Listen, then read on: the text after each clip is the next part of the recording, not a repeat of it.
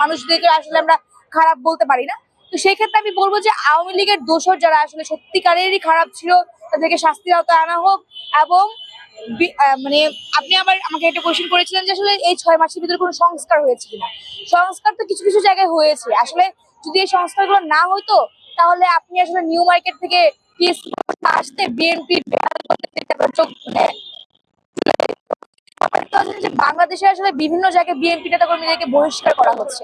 এই অনেক করা হয়েছে।